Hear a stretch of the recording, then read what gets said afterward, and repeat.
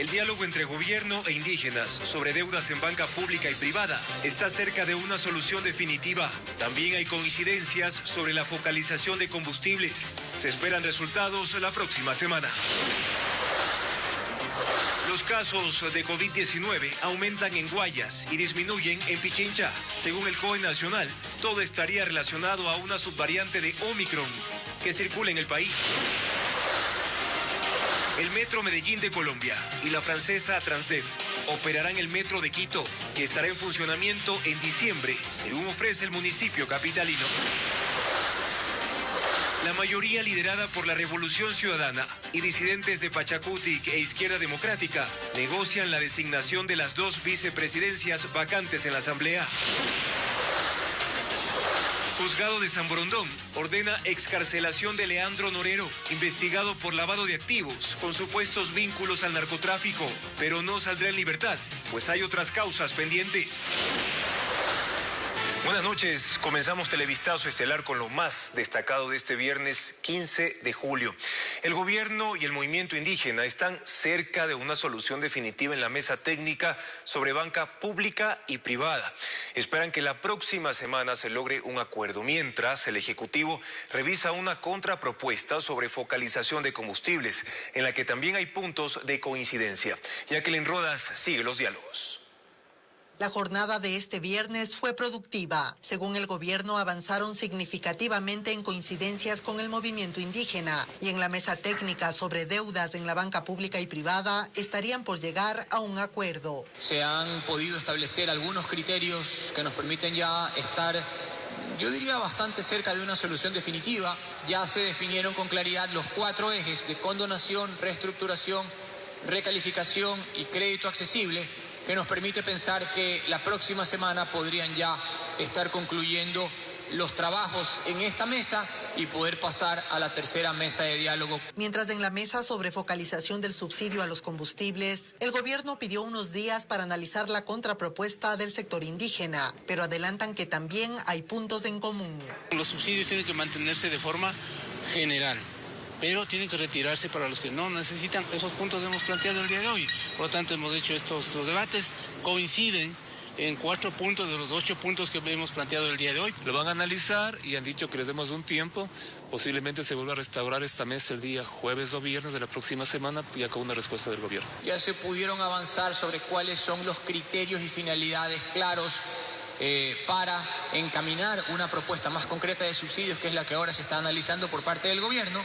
La fecha de reinstalación de las mesas será confirmada por los coordinadores y la conferencia episcopal. La Fiscalía inició una indagación previa en contra del presidente de la República, Guillermo Lasso. La investigación surge por una denuncia de la CONAIE tras la detención de su líder Leonidas Issa. Diego Cuenca nos informa que la acusación también es en contra de 2 ministros. La Fiscalía General del Estado confirmó que inició una investigación contra el presidente de la República, Guillermo Lasso, por presunta privación ilegal de la libertad contra Leonidas Issa, quien fue detenido el pasado 14 de junio, un día después de que empezara el paro nacional. La Confederación de Nacionalidades Indígenas ingresó la denuncia.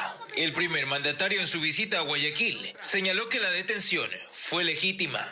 Con total tranquilidad, puesto que fue una acción definida como legal por los jueces y por 2 habeas corpus. En un tuit, la Fiscalía indicó que recuerda a la ciudadanía que por disposición constitucional, la institución tiene la obligación de investigar todas las denuncias presentadas y únicamente de hallar mérito, impulsaría una acusación contra los presuntos infractores. Francisco Jiménez, ministro de Gobierno, asegura que aún no han sido notificados formalmente. Bueno, nosotros somos respetuosos de la ley y los procedimientos, más allá de que mi opinión como abogado es que eso no tiene ni pies ni cabeza. Estamos seguros que se trata más bien de un intento por entorpecer un poco los diálogos, pero los diálogos tienen que seguir avanzando. La indagación también se extiende contra los ministros del Interior, Patricio Carrillo, y de Defensa, Luis Lara. Por decisión presidencial se eliminará el examen de acceso a las universidades públicas denominado Transformar. Ahora la competencia de admisión estará a cargo de las propias instituciones. Fabiola Santana tiene la reacción de estudiantes y también de las autoridades de los centros de educación superior. El presidente de la República, Guillermo Lasso, eliminó la prueba de acceso a las universidades públicas a cargo de la Secretaría de Educación Superior. Lo hizo vía decreto ejecutivo que da paso a un nuevo reglamento a la Ley Orgánica de Educación Superior. Con esto, el proceso de admisión estará a cargo de las universidades. Para el régimen de la costa se acabó desde hoy porque el próximo año ya no tienen que llevar a cabo ese examen de la CENESID. Y para el régimen de la sierra, obviamente no podemos evitar lo que está sucediendo ahora, pero a partir del próximo año no hay examen de la CENESID. Una de las primeras en reaccionar fue la rectora de la Universidad de Cuenca. No implica aumentar cupos en las universidades. Lo único que significa es que esta competencia que estaba centralizada de algún modo desaparece y de algún modo nos trasladan esa responsabilidad a cada una de las universidades. Para que el número de cupos aumente en las universidades necesitamos recursos económicos. Con lo que concuerdan la Federación de Estudiantes Universitarios y Secundarios del Ecuador. Entregándole esa potestad a las universidades. Pero esto no viene acompañado ni de presupuesto, ni de política de ampliación de cupos, ni tampoco fortalecimiento a la infraestructura universitaria. Esta prueba de ingreso a las universidades se incluyó en la Ley de Educación Superior de 2010. Inicialmente se llamó Examen Nacional de Educación Superior, luego ser bachiller y en los últimos meses test transformar. Según la FEUE, desde ese entonces 1,5 millones de bachilleres no han podido acceder a las universidades. Otras instituciones de educación superior aún analizan los alcances del decreto y su aplicación. Incluye temas como el eliminar la limitación de las universidades para el manejo de sus recursos económicos. Revisemos ahora qué pasa con la pandemia en Ecuador. La subvariante Omicron sería una de las principales razones del reciente aumento de casos de COVID-19 en el país. Desde hace 2 semanas, Guayas presenta un incremento de contagios. Pero, ¿qué sucede en Pichincha? José Carlos Alvarado con el informe. La situación epidemiológica se mira con atención en Ecuador debido al sostenido incremento que se reporta desde hace 5 semanas. Por eso este viernes el COE Nacional mantuvo una reunión en Guayaquil, en la que se detalló que el número de contagios varía de acuerdo a las provincias, como describe José Ruales, ministro de Salud. Se observa que en la costa hay incremento las últimas 2 semanas, mientras que en la sierra se observa una disminución de la oleada las últimas 2 semanas, sin que se refleje en la misma proporción ni las muertes ni la cantidad de hospitalizados. Actualmente Guayas reporta más de 144.000 casos desde el inicio de la pandemia, pero desde hace 2 semanas existe un aumento de positivos del 30%. Además del evidente relajamiento de medidas de bioseguridad, este incremento respondería a la nueva subvariante de Omicron que ya circula en Ecuador. Pero han representado ya alrededor del 15% del total de variantes que se diagnostican en el laboratorio. Por lo tanto, está circulando, hay una presencia y por lo tanto hay un mayor riesgo por la característica que tiene esta variante de poder producir un mayor contagio por evadir el sistema inmunitario, ¿no? Ante este panorama, el COE Nacional ratificó los exhortos recientes, como seguir utilizando la mascarilla en espacios cerrados como el transporte público y más. Pese al incremento, la entidad acogió un pedido del Ministerio de Turismo para aumentar una opción para los turistas a su arribo al país, además del carnet de vacunación y la prueba PCR. Lo que ha hecho es mantener el carnet de vacunación y, en el caso de la prueba, para aquellas personas que no tengan, la prueba RT-PCR o la prueba de antígenos. Las autoridades recalcaron que las hospitalizaciones y las muertes por COVID no registran un aumento preocupante, como en otros picos de la pandemia, pero aún así sugiere reforzar todas las medidas de bioseguridad.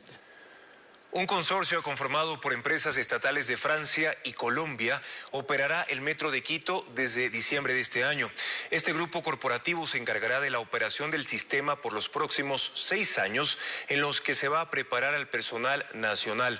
Francisco Garcés tiene los detalles de la decisión del municipio de Quito. Por los próximos 6 años, la francesa Transdev y la colombiana Metro de Medellín, mediante un consorcio, operarán el Metro de Quito. Su propuesta fue la escogida por el municipio de Quito y le costará al Cabildo $108,3 millones por el tiempo del contrato. En el mes de diciembre empezamos la operación del Metro de Quito. Tal vez me aventuraría a decir, mientras más rápido sean los días de diciembre, mejor. Transdev es una empresa de movilidad francesa que funciona desde 1954 y tiene operaciones en 18 países de 5 continentes, administrando sistemas de transporte. El 60% de sus ingresos proviene de operaciones internacionales. Mientras que Metro de Medellín ha laborado desde 1979 y es una empresa 100% de propiedad pública.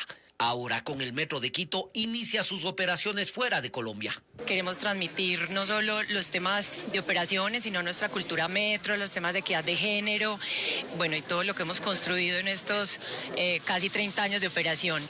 A la par se dan los últimos detalles de la obra física que se encuentra prácticamente concluida, según informó el Cabildo. La obra civil supera el 99,4%, es decir, estamos ya concluyendo los últimos detalles, los últimos aspectos. En equipamientos estamos también ya por encima del 95%.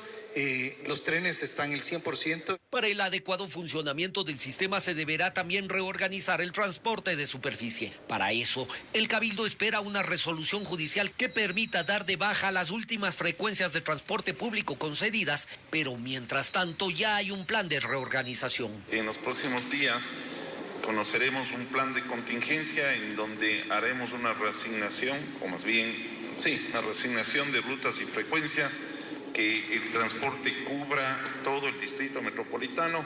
El Cabildo analiza la posibilidad de que en los 2 primeros meses de funcionamiento el metro sea gratuito. Será una decisión posterior, aunque los representantes de la operadora no conocían de esa posibilidad. La Secretaría Técnica de Gestión Inmobiliaria del Sector Público realizó la nueva subasta pública del avión presidencial Legacy 600. El precio base para la venta de esta aeronave adquirida por la Fuerza Aérea Ecuatoriana en el año 2008 es de $7.600.000. Paul Romero con el tema. Este viernes se realizó la nueva subasta pública para vender el avión presidencial Legacy 600. La Secretaría Técnica de Gestión Inmobiliaria del Sector Público reactivó el proceso de venta de la aeronave que fue adquirida por la Fuerza Aérea Ecuatoriana en 2008 a la empresa Embraer de Brasil por $28 millones.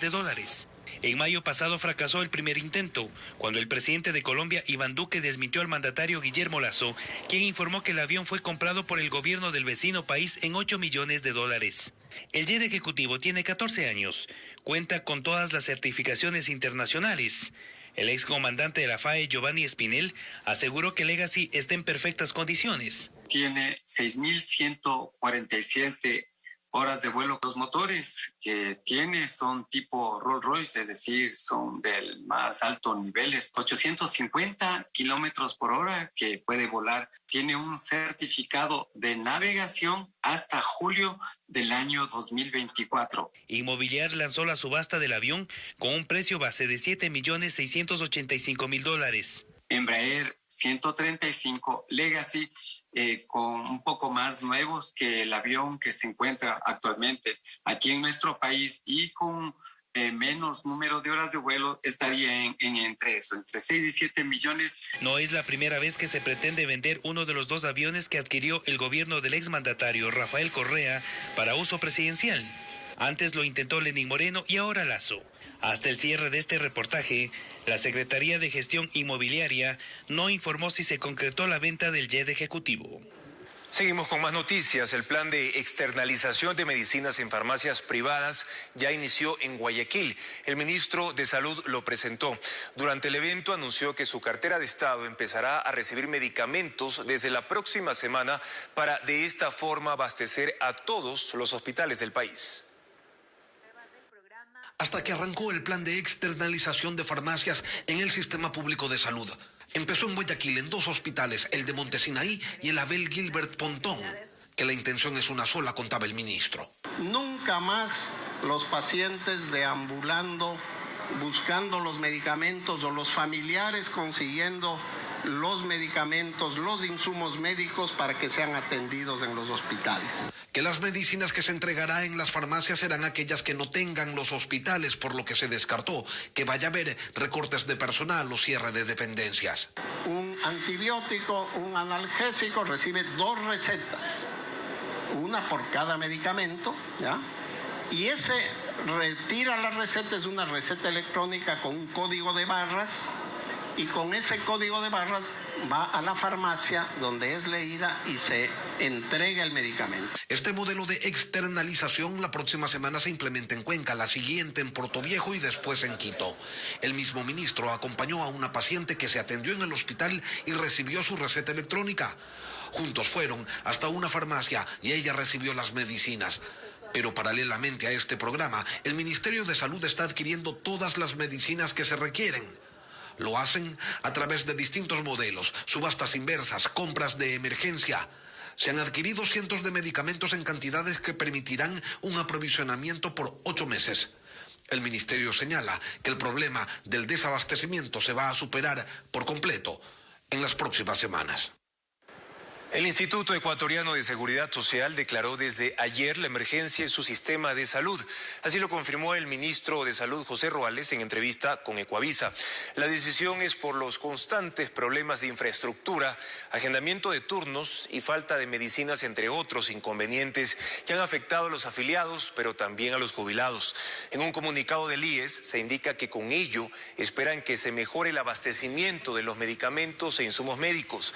La entidad toma esta resolución en el marco de la declaratoria de emergencia del sistema público de salud por parte del gobierno. El Instituto Ecuatoriano de Seguridad Social ha desembolsado por seguro de desempleo $230 millones en 6 años.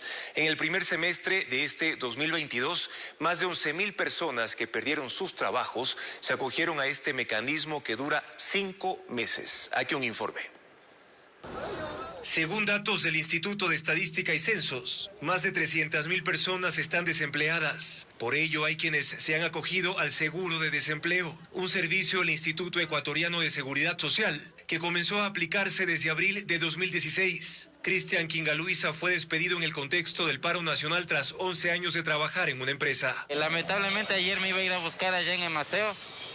Iba a dejar la hoja de vida allá, pero como me dijeron que era entre ayer y hoy, ayer han dado turnos y lamentablemente ya no pude alcanzar. El seguro de desempleo se aplica mediante los siguientes requisitos: haber estado afiliado con un mínimo de 24 aportaciones, entre ellas 6 aportaciones consecutivas antes de la desvinculación. Además, la persona tuvo que ser cesada de forma involuntaria. Sin embargo, hay quienes no tienen un trabajo desde hace varios años. Por ende, no cuentan con los recursos económicos para afiliarse voluntariamente. Lo que pasa, la economía del Ecuador está muy mal, entonces no se puede. No avanzan los recursos para poderse afiliar así.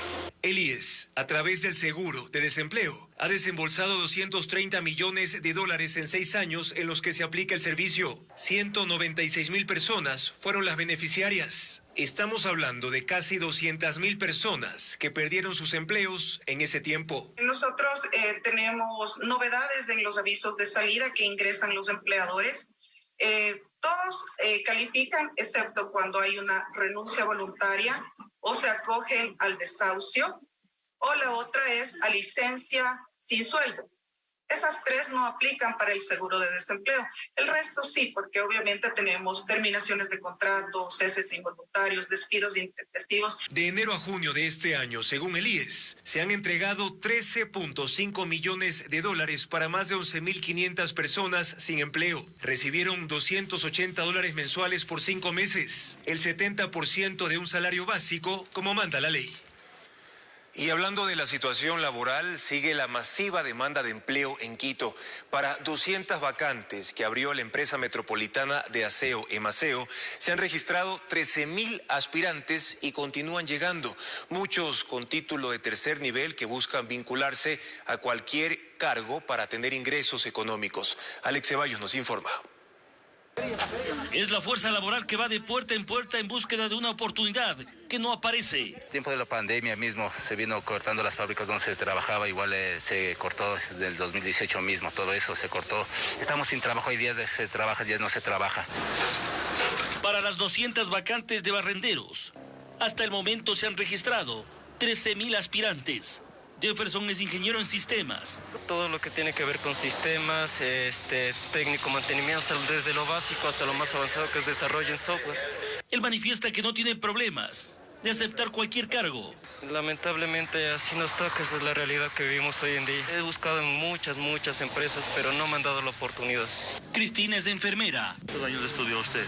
6 años de enfermería y para especialización me estudié 4 años más. Pero no encuentra un espacio en el mercado laboral. Usted es enfermera, pero se sabe que es para un puesto de ayudante de recolección. Obviamente sí, como dicen, todo trabajo es digno y como dicen, hay que trabajar de lo que hay. En este segundo día de recepción de documentos, disminuyó el número de aspirantes. Los que llegaron ayer, hoy lograron dejar sus carpetas. Que por favor nos consideren a las personas que pasamos de los 30 años, porque dicen que hay empresas que no nos están dando trabajo, pero tenemos barrigas y tengamos 30, 40 años. A partir de mañana iniciará el proceso de selección de 200 ayudantes de recolección. Lo harán de entre miles de personas que, aunque tienen un título en la mano, no tienen asegurado un puesto en esta empresa especializada en el aseo de la ciudad. La Contraloría General del Estado ratificó una glosa de $2.3 millones sobre 2 exfuncionarios del Registro Civil que viabilizaron la compra del sistema informático para la emisión de cédulas y pasaportes electrónicos. Fabiola Santana nos detalla cómo habría ocurrido el perjuicio y a qué entidad justamente dicen los involucrados que este hecho habría ocurrido.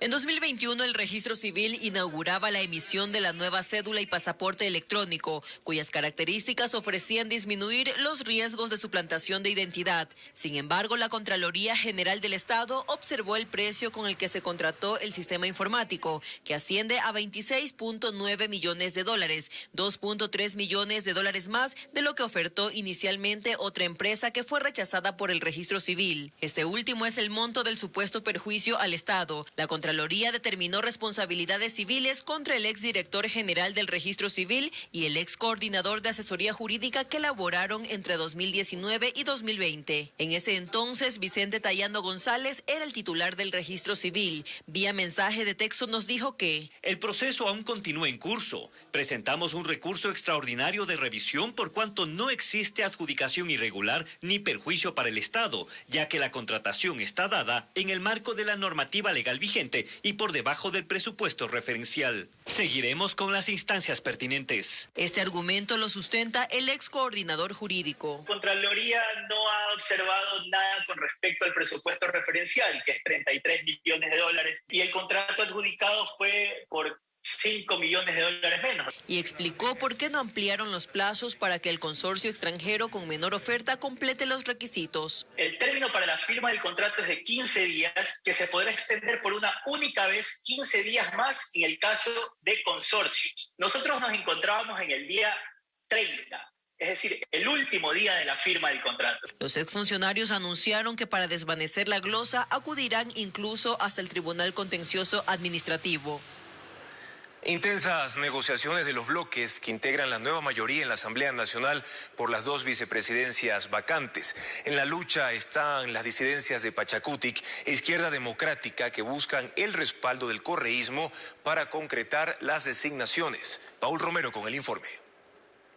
Desde ayer, las 2 vicepresidencias de la Asamblea Nacional están vacantes tras la remoción de Yesenia Guamaní. La otra que era de Virgilio Saquicela porque asumió la presidencia tras la destitución de Guadalupe Llori. Las bancadas de la nueva mayoría se disputan la designación de las nuevas autoridades. Los disidentes de la Izquierda Democrática buscan una de las vicepresidencias con Joana Moreira. Son uno de los escenarios que estamos analizando. Recordemos que en la anterior ocasión en la que ocupamos la segunda vicepresidencia también era una opción que nosotros podamos subir a la vicepresidencia. Los que se mantienen en el bloque no tienen posibilidad de sostener la vicepresidencia que la tuvieron con Guamaní. Hay una nueva mayoría que se está expresando al interior del organismo y es responsabilidad de esa mayoría. La otra vicepresidencia la disputa el sector también disidente, pero de Pachacutic, aliado del correísmo, con Mireya Pazmiño. Todos somos Pachacutic, nos hemos planteado la unidad, hay una orientación del Consejo Político Nacional de buscar la unidad y estoy seguro que en ese proceso va a haber diálogo. Para obtener los 70 votos necesarios, los 2 sectores requieren del respaldo del correísmo. Ya no serán tomados a la ligera, los análisis empezarán el día de mañana con los mejores perfiles, tanto políticos como profesionales. El oficialismo quedó fuera de toda negociación. Que si ya tienen los votos, no le hagan perder el tiempo a la Asamblea Nacional. Convoquen el próximo martes, decidan a quienes les van a repartir esos espacios, pero institucionalicemos la Asamblea Nacional. Este fin de semana se reunirán los jefes de bloque en disputa para definir las candidaturas. Más adelante, un juzgado de San Borondón ordena la excarcelación de Leandro Norero, investigado por lavado de activos con supuestos vínculos al narcotráfico.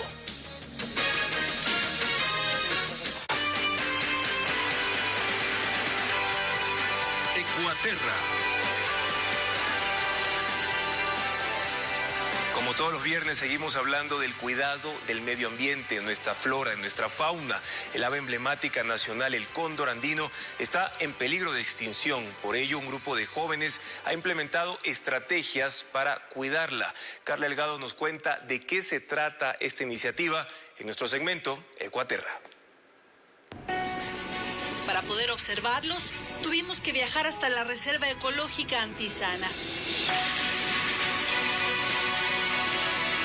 Ubicada entre las provincias de Pichincha y Napo.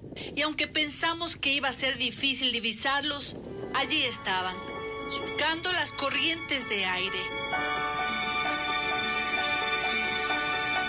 El cóndor andino es el ave emblemática del país porque representa libertad. Sus alas son enormes y llegan a alcanzar incluso los 3.5 metros, por ello son admirados. Lo cierto es que aunque son aves tan representativas, cada vez quedan menos. En este arbolito podemos poner las cámaras. Está como un caminito marcado por los animales. El último censo de 2018 determinó que existen solo 150 en Ecuador. Un grupo de jóvenes expertos de la Fundación Cóndor Andino son los encargados de su monitoreo. Ellos dan cuenta de una realidad que por ahora no es alentadora. Entre diciembre de 2018 y 2019 existieron 4 eventos de envenenamiento donde se estima que murieron 20 cóndores, es decir, el 13% de esa población total que existe para el Ecuador. Pero las amenazas están latentes y es por eso que esta población sigue siendo vulnerable. Aseguran que sobre estas aves pesan algunos estigmas, los mismos que han jugado en su contra y los ponen en serio riesgo. Piensan que los cóndores, como otras aves rapaces, pueden atacar, pero no es así. Los cóndores tienden a huir del ser humano y tampoco tienen las estructuras para atacar. Pero el papel de estas aves es invaluable. Al ser un animal carroñero, es decir, que se alimenta de especies muertas, evita la proliferación de bacterias que pueden generar enfermedades en los humanos. Además, son fundamentales para el ecosistema. 650.000 personas se benefician del recurso hídrico que sale a partir de este parque nacional. Y la importancia del cóndor en este ecosistema es que él, al alimentarse de materia orgánica en descomposición, ayuda a que esta agua llegue limpia a nuestra ciudad.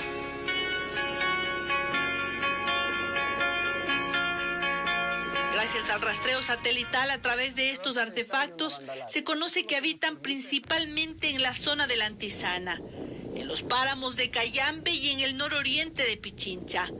Allí comen y duermen. Además, se conoció un dato curioso. Y es que, pese a que ellos no conocen límites políticos, tratan de no salir del Ecuador. Y cuando lo hacen, sobre todo en el caso de Colombia, salen un día, unas horas y regresan a la parte ecuatoriana. Esto no ocurre, por ejemplo, entre Chile y Argentina, donde estos cóndores están en constante movimiento desde esos sectores. Esto se debe un poco a las condiciones que tiene el país. Son 70 parejas reproductivas, de las que se espera mantengan viva a la especie. Pero también se espera más del ser humano. En nuestras manos está su conservación y el entender que su presencia es vital para el planeta.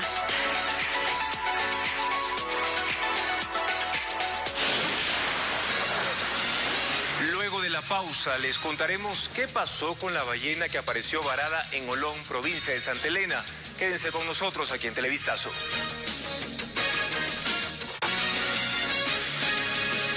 Un juzgado de San Borondón otorga medidas sustitutivas a Leandro Norero, identificado por la policía como cabecilla de una organización de narcotráfico. Sin embargo, seguirá en prisión, como nos explica Merlín Ochoa. No se han cumplido ni 2 meses de su captura y Leandro Norero ya tiene una boleta de excarcelación. Una jueza del Cantón San Borondón le otorgó medidas cautelares en uno de los procesos abiertos en su contra, el que se investiga el posible delito de tráfico de armas. La Fiscalía General del Estado no se ha opuesto el día de hoy a que se revoque la prisión preventiva que venía pesando en contra de nuestro defendido. Pero Leandro Norero tiene otro proceso por lavado de activos, pues en la casa donde fue detenido en mayo de este año, la policía encontró 6 millones de dólares, miles de euros y millones de pesos colombianos. Por este segundo proceso no podría salir en libertad hasta que no se realice una audiencia en la que también buscan medidas alternativas. Efectivamente no existe en lo medular ningún tipo de diferencia que él mismo no haya declarado al Servicio de Rentas Internas. El nombre de Norero se hizo conocido cuando la policía hizo un operativo en 3 provincias del país tras un año de investigaciones. Uno de los allanamientos fue en esta casa de una urbanización en la vía San Borondón, en Guayas. Además del efectivo que ya mencionamos, hallaron varias armas de fuego y hasta lingotes de oro. El detenido Norero supuestamente tendría relación con bandas narcocriminales. Norero ya tiene antecedentes penales por tráfico de drogas, armas y asociación ilícita. Norero era requerido por la justicia peruana por narcotráfico, pero fingió su muerte y el proceso se archivó en ese país. Sin embargo, tras su captura, se reactivó una asistencia penal con Perú. Siguen las muertes violentas en El Oro. Esta vez se encontraron 2 cuerpos flotando en el archipiélago de Jambelí. Nuestro corresponsal Fabricio Lapo con el caso. Maniatados y con huellas de tortura, fueron encontrados 2 cuerpos flotando en el estero El Bravito, en el archipiélago de Jambelí, en El Oro. Personal de la Armada hizo el hallazgo durante la tarde de este viernes. Marcos Egas, jefe de la unidad de muertes violentas, indicó que los cuerpos habían sido amarrados a 2 anclas. Que se encuentra amarrados pies y manos, se encuentran con 2 objetos en los cuales podríamos determinar que eran para que el cuerpo no flote. El nivel del agua ha bajado y es por eso que nosotros se pudo apreciar este cuerpo en el alta mar. Agentes de la unidad de muertes violentas realizaron el levantamiento de los cuerpos. Por el grado de descomposición, tendrían en el agua 4 días y una de las víctimas estaba sin cabeza. Por el momento se puede observar signos de violencia a la altura de la cabeza.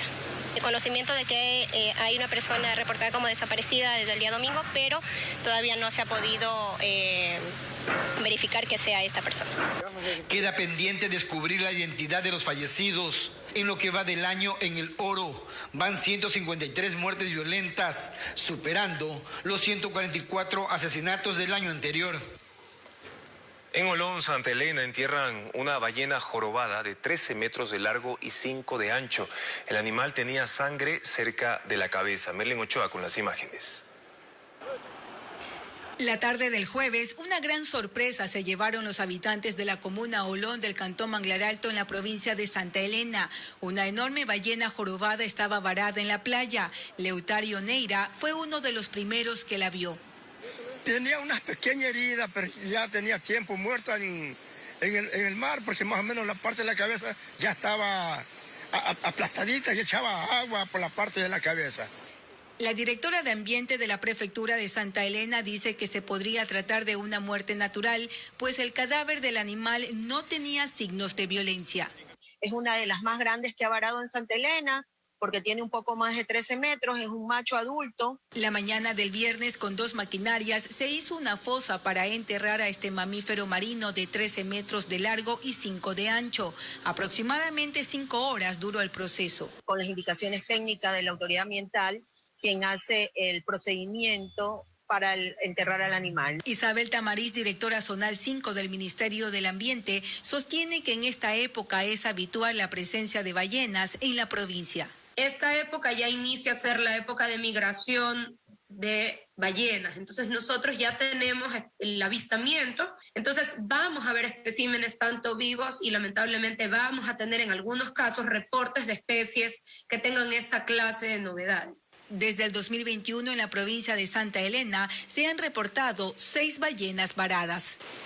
Barrio La Ronda, en el centro histórico de Quito, una excelente alternativa para visitar en familia y amigos este fin de semana. Gracias siempre por su sintonía.